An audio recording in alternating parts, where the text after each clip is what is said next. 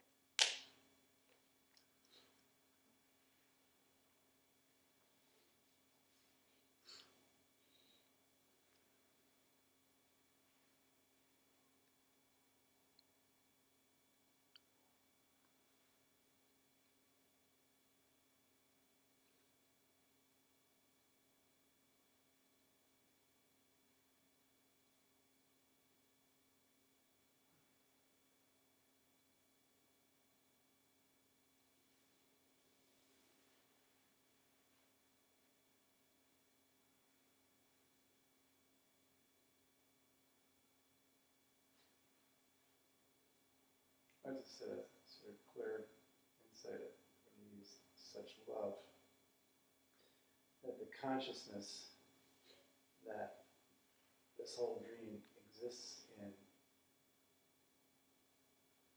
is a such love energy that is sort of being willfully kept out of the picture, and that's where the whole dualistic dynamic takes place. It becomes very, I suppose that is a kind of a fear dimension that operates in keeping that out. It's just constant kind of fear of, well, if I live in such love, who knows what vulnerabilities will be there. And that's, I think, what you have to surrender to get to a deeper relaxation. You don't live in that love. You are that love. There is no you. There is just love. The term you, I refers to that, which is love, which is universal love. Borderless love is not a personal love. There is not a you who is a person that has a personal love that is sort of my love. It's the I that is referred to when we say I is I as universal love. So I am universal love, and there is nothing that happens to universal love. Universal love is the reality of everything. Nothing happens to the reality. What could happen to the reality? For anything to happen to a reality, there has to be another reality that impacts it, and thus that reality would be impacted by something that happened to it. Happenings are mind events, mind impressions, like in the dream you are drowning or you are being chased by some ferocious beast. It's an impression of something happening to you that is running away, while in fact there is nothing that is chasing anything. So you have to discriminate between the dream and the dreamer, the dream character that you take yourself to be. All sorts of things happen to that dream character. For example, you can get devoured by a lion, and 2 hours later you are walking on the beach in Hawaii, and 5 hours later you are having breakfast with the greatest, if you're a man, whether you like women, the greatest woman in the world. That is your perfect mate. You have to wake up. When you wake up, you realize, oh, nothing truly happened to me.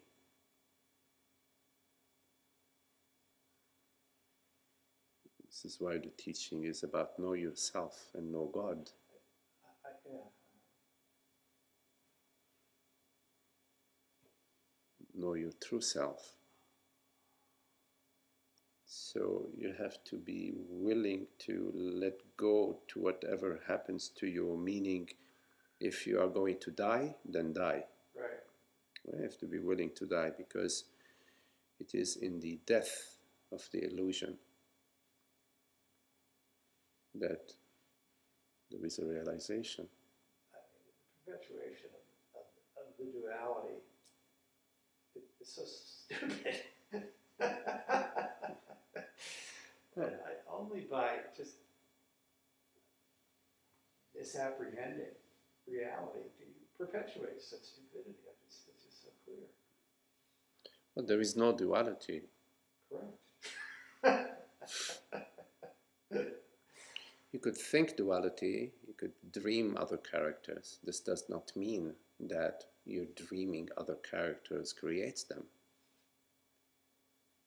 I think the more immediately I just saw so clearly is that this keeping out of the truth is perpetuating a kind of a stress in the body. If you want to go, what's going on here?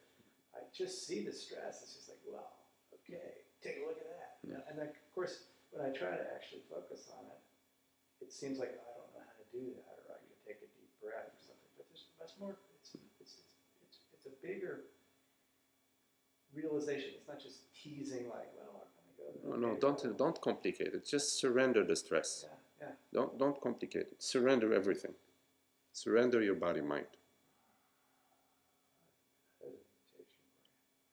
Just surrender is very simple. It is a resistance that is complicated. Correct, yeah.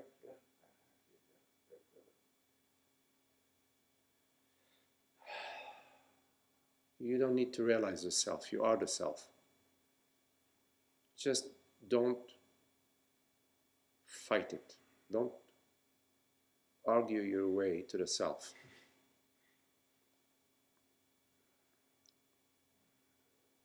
Surrender your arguments, your understanding, your intelligence. Surrender everything to the self. Surrender your body, mind, above all, at the feeling level, at the being level. All impressions that maintain any sense of me-ness, of me-dashness, of me, of I, as a me. Even the capable mind, I, the spiritual I, the intelligent I, the smart I, the whatever me, great, astute me, surrender all of it. And you surrender it at the sensation level, at the beingness level, at the feeling level. So you remain in your nakedness, which is your truth. This is your simplicity, your innocence.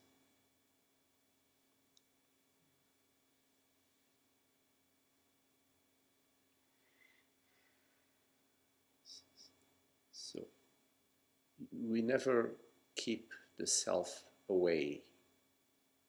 We cannot do that. We are the self. We cannot keep ourself away. But we imagine ourselves to be a dream character. We imagine ourselves to be the body mind. See, when I get the realization happens when I am breathing that in. I am not thinking about it. I'm not classifying it. It's not a word. It's not an idea.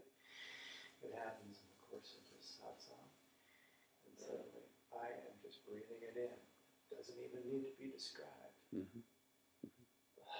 And even as we talk about this now, it really becomes. I mean, the transformation is underway, or whatever you want to call it. It's a dissolution.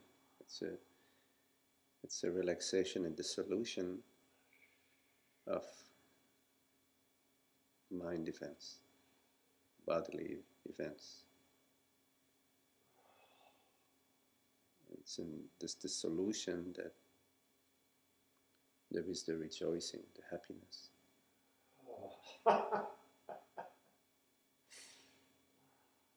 In your absence.